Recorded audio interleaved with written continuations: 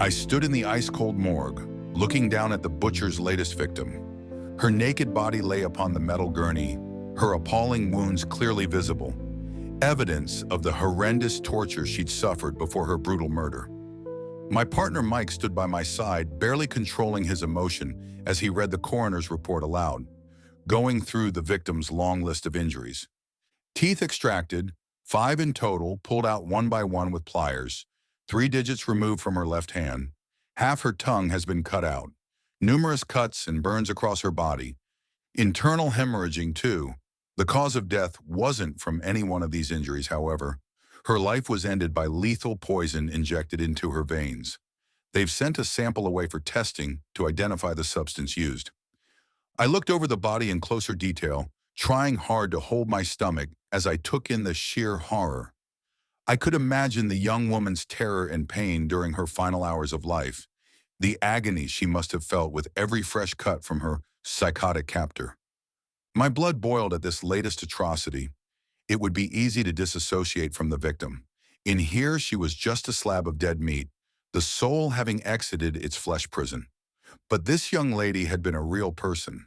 She'd had a life, passions, loved ones, and dreams. But all this was so cruelly snuffed out by an act of unspeakable evil. "What was her name?" I muttered solemnly as I focused upon her now shut eyes. "Emily Grant," Mike replied with a barely suppressed emotion. "A 20-year-old student nurse from the West Side. She was reported missing by her roommate 3 days ago. They found the body dumped in woodlands 5 miles out of town. An anonymous tip led local police to the location." Mike cast me a suspicious look, which I did my best to ignore. I knew the last part already, since I was the one who'd made the call, confidentially from a payphone, without CCTV coverage. But no one could know this. Not even Mike, who I'd known since the academy and trusted with my life. Not even he would understand how the knowledge of the body's location had come to me, and I couldn't reveal the truth without bringing unwanted scrutiny. "So, victim number 6 then?" I stated, as I looked my partner in the eye. "6 that we know of," Mike answered while shaking his head. "They found the note with the body?" I asked cautiously, even though I already knew the answer. "Yes," Mike confirmed. "The same note as the last 5 and the same phrase. For the greater good. This sick bastard. Does he really think he's fooling anyone?" I looked away from the corpse, focusing on the clock adorning the tiled wall of the sterile morgue. "I don't know," I said thoughtfully. "I think he actually believes what he's doing is necessary." Mike rolled his eyes in frustration. "Oh, come on, Annie," he exclaimed. "Are we really going to have this conversation again?" "What?" I replied defensively, whilst turning my head to face him. "You know," Mike answered. "This is the part when you tell me he isn't your usual garden-variety serial killer? That his motive isn't sexual." I sighed and shook my head.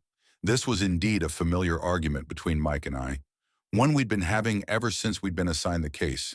I had better information than he had, of course, but this was more than I could reveal. "None of the victims showed any signs of sexual violation." I reiterated, "No trace of semen has been found on any of the bodies, and he doesn't keep trophies from the victims.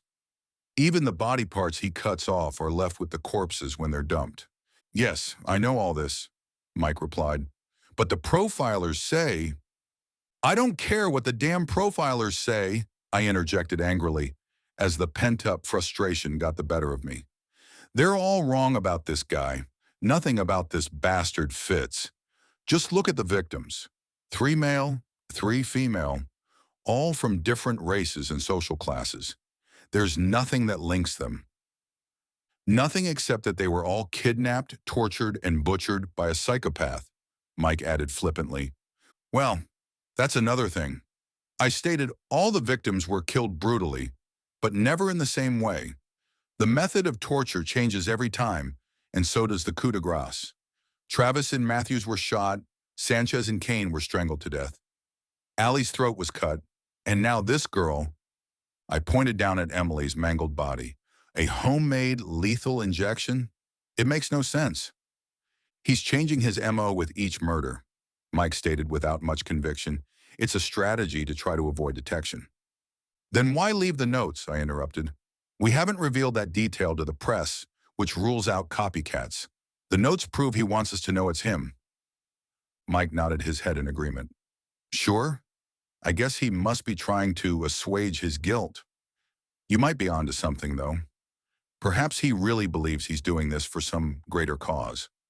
I guess it just proves how sick and delusional the son of a bitch really is.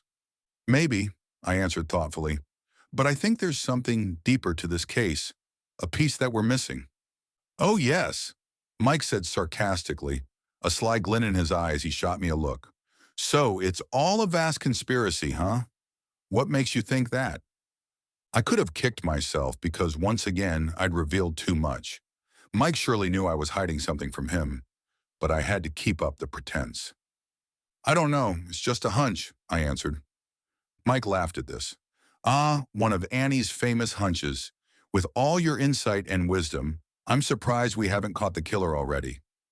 I took the facetious comment in the good humor it was meant, slapping Mike playfully on the back as I drew the morbid conversation to a close.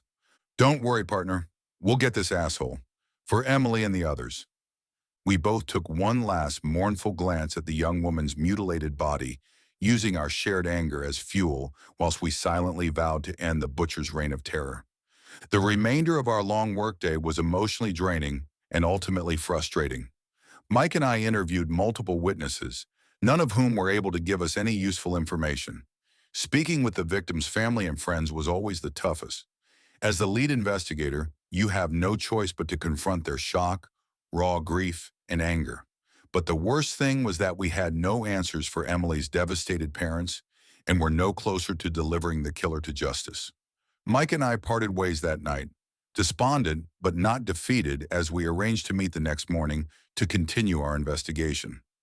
I don't know what Mike did once he went off duty. Maybe he hit the bars and chased after women. If so, I couldn't blame him. Our job wasn't easy, and a man needed some way to blow off steam. But there would be no relief for me on that night, because after I drifted off to sleep, the real work would begin. The purpose of this account isn't to tell my life story. This isn't about me, it's bigger than me. But the special abilities I was born with are the reason I am where I am today.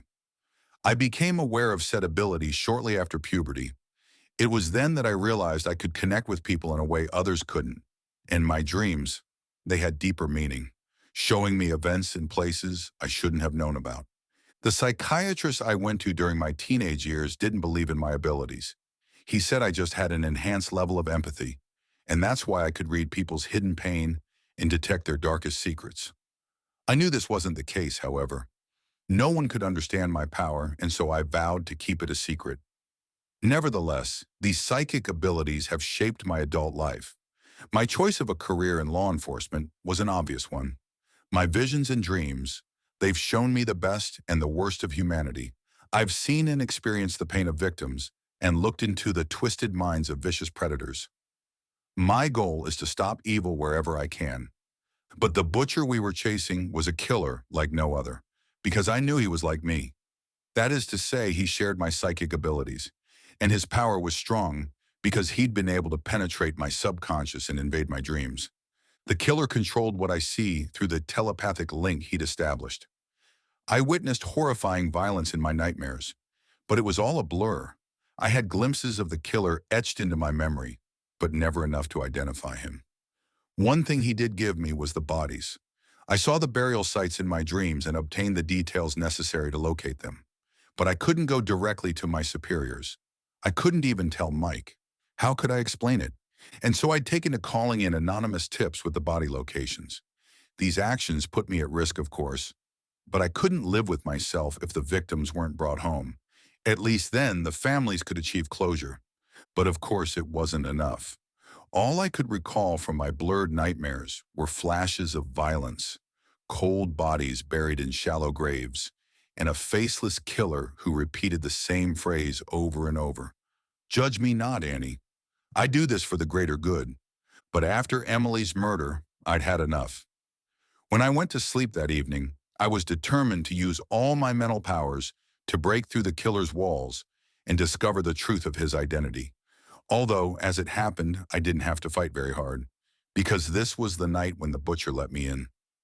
Once I entered the dreamscape, I was instantly dropped into an unfamiliar and frightening place, one which I'd never visited before and hoped to never see again. I would describe the nightmarish environment as a labyrinth, a network of subterranean tunnels which I was forced to transverse, guided by a dim light illuminating my path through unspeakable horrors. My senses were alert, and even in this dream state, I could smell the stench of death, feel the sticky and uncomfortable heat, and hear the blood-curdling screams echoing down the dark tunnels. I'd never experienced a nightmare so vivid and could only assume this hellscape was the product of the butcher's twisted mind. He wanted me to see all this, wanted me to follow the lights down to the end of the tunnel. I dreaded what awaited me, but couldn't turn back. I needed to know the truth, and so I walked forward through the narrow passages, ignoring the distant screams and foul smell as I approached an entryway illuminated by burning torches. What I found inside was a literal chamber of horrors.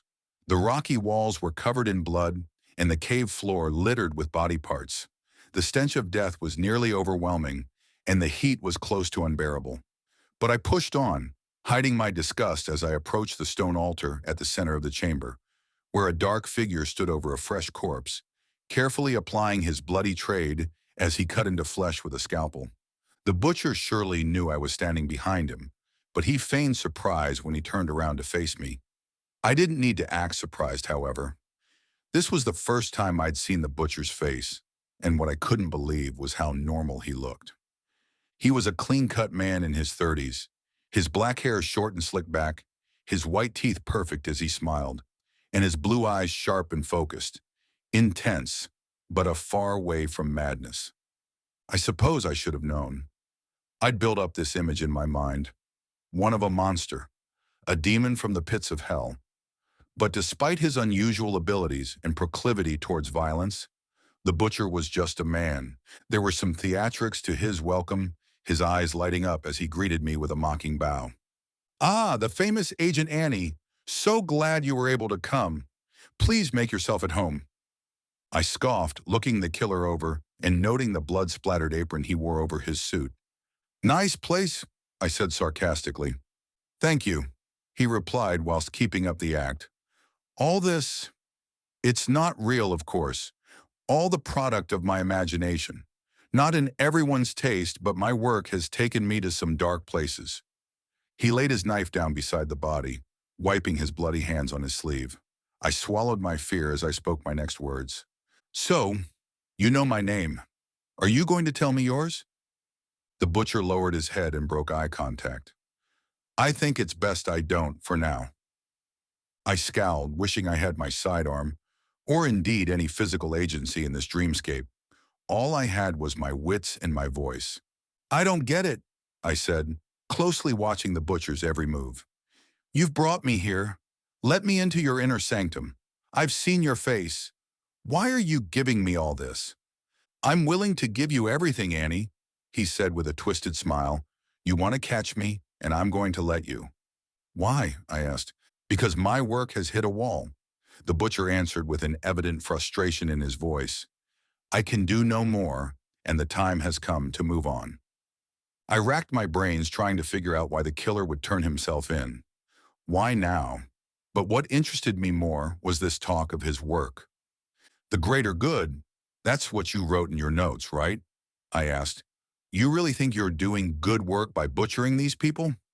"I know I am," the butcher replied confidently, his eyes narrowing with a fiery intensity. "Why do you think I choose you, Annie?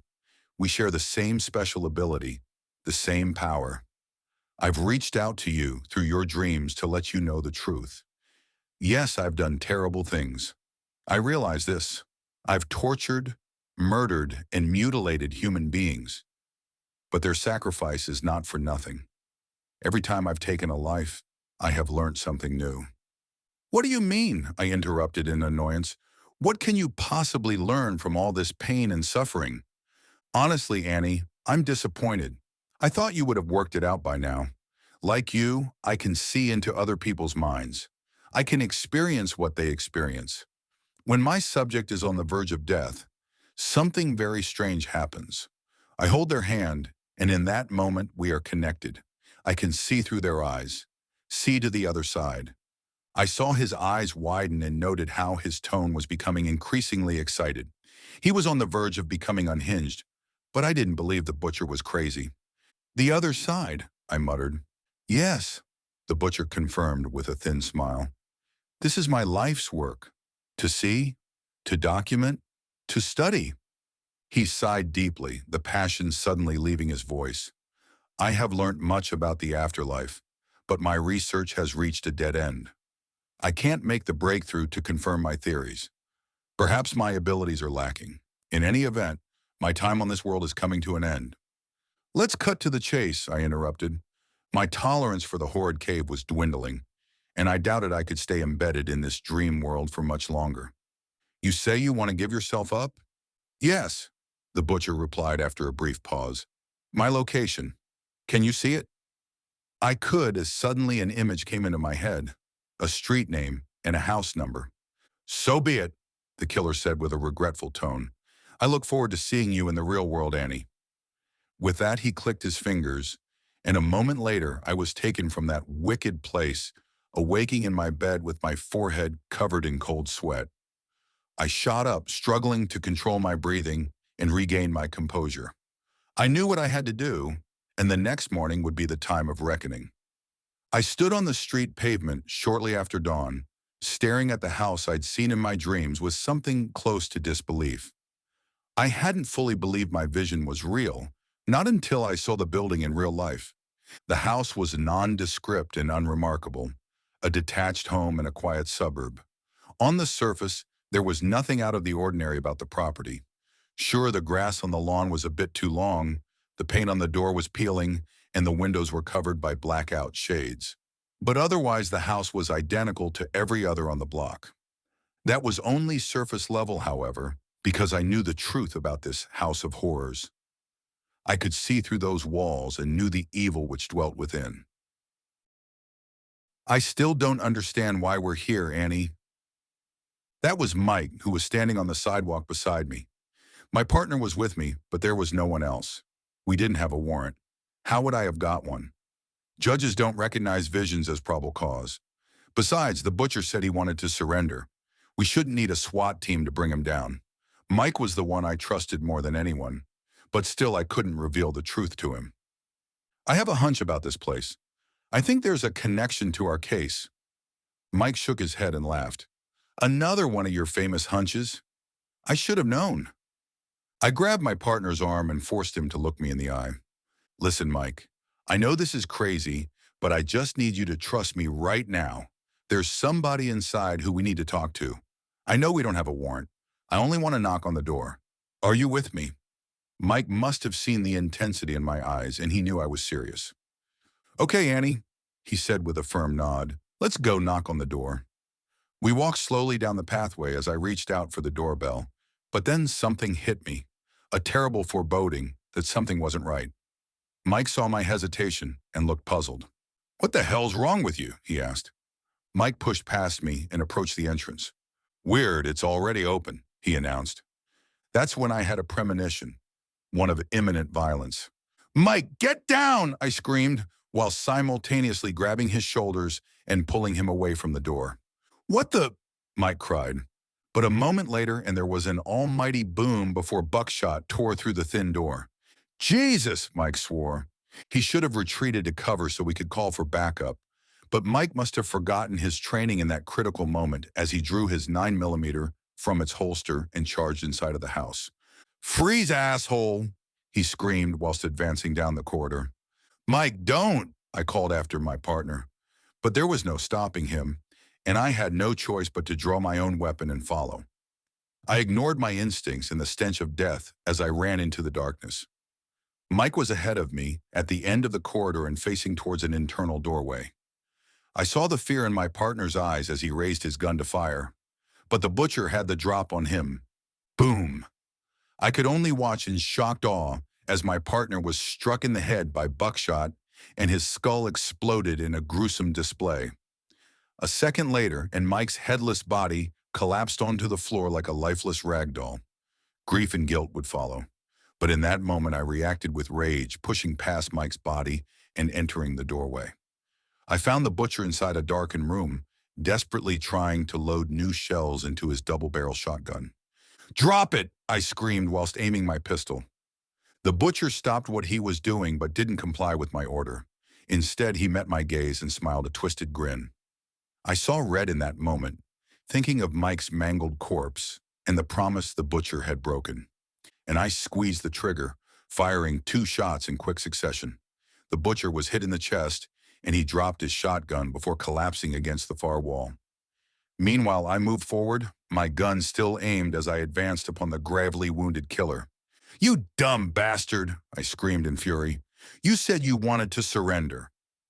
The butcher managed to smile despite the pain, blood in his mouth as he spluttered his reply. "I said my time was done, and so it is." I saw the 2 holes in the butcher's chest and the blood pouring out of him. In all likelihood, he would bleed out within minutes. Part of me wasn't too concerned. He had murdered Mike, after all. But I was still a law enforcement officer, and my duty was to secure the suspect and call for backup. So I took out my cuffs and reached forward. But the butcher surprised me by using his last ounce of strength to grasp out and grab hold of my arm. I tried to break free, but it was too late, because suddenly I was transported to a hellish realm. I found myself underwater, surrounded by the cold and the darkness. The water was filling my lungs, and yet I could not drown. That would have been too easy a death. Looking up, I saw a distant white light at the surface, and beneath me was the butcher, his eyes dead but the twisted smile still on his blue lips. The killer was slowly sinking and made no effort to swim upwards. But to my horror, I felt an icy grip on my ankle as he seemed determined to pull me down with him, down to the black abyss. But I wouldn't accept this. I could not surrender to the darkness. I screamed in fury, even though the water drowned out my cries. And I kicked out and fought for all my worth. The butcher's grip was strong, but my determination was stronger. I slipped from his grasp, feeling a burst of elation, but also a strange sadness as I watched the butcher slowly sink into the dark depths. But I only paused for a second before kicking my legs and swimming up towards the light. It's been weeks since the shootout at the Hell House, and I've had to deal with the aftermath. Mike's funeral wasn't easy to get through. He received full posthumous honors from the agency, but I couldn't bear to look his parents in the eye. Such was my guilt. I also could not explain what had brought me to the butcher's location. I told my superiors that we received yet another anonymous tip about the house. It wouldn't hold up to much scrutiny, but they didn't ask too many questions. And why would they? I was the hero of the hour, the agent who'd brought down the butcher. When the house and grounds were searched, they discovered 2 fresh bodies in the basement and the remains of a further 5 victims buried in the backyard. Confirmation that the killer had been more prolific than we knew. A collection of horrifying videos were found on the butcher's phone, during which he recorded and documented the torture and murder of his multiple victims. But one piece of evidence didn't fall into the investigators' hands because I removed it from the scene for my own personal use. As I write this, I can hear the screams of my bound victim from the cellar. He can cry out as much as he likes, because no one will hear him. I can't fully explain what happened to me when the butcher died, but I guess some of his darkness rubbed off on me. I like to think I'm a more just killer, because while the butcher abducted the innocent, I only target the guilty. Take my current guest, the man screaming in the cellar. He's a multiple rapist who walked free from court on a technicality. Nobody will miss him, but punishment isn't the point of the torture. You see, I inherited the butcher's journal after he died, including all the details of his experiments into the afterlife. His mission has now become mine as I continue his important work. Once I find the link between this world and the next, then it will all have been worth it. Because now I understand. The bloodshed and the slaughter, it's all for the greater good. Now, if you'll excuse me, I have an experiment to conduct.